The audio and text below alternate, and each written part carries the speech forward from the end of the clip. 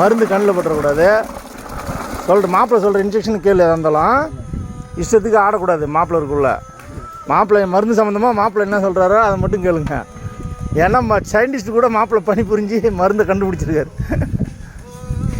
நானே வரல, மாப்பிள்ளை தான் கற்றுருக்காரு. இப்போ மாப்பிள்ளைக்கு தான் காம்பினேஷன் தெரியும், எம்மா ஊற்றணும் என்னன்னு. பருவு வந்துடும். இல்லைன்னா பகைச்சிக்காதீங்க, மாப்பிள்ளையா செய்கிற வேலையெல்லாம் பாழாக்கிட்டு போயிடுவான் சொல்லிட்டான்.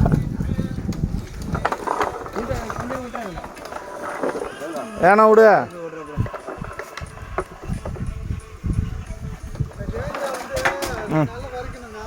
சரி போகமுண்ணா. பாயா பிரசாத் டிக்கில் ரேஞ்சாக இருக்குது பாரு. பாயும் பிரசாத்தையும் கூடு. சதீஷுக்குன்னு ஒரு மூட்டை இருக்குது, சதீஷ் தூக்குற அளவுக்கு.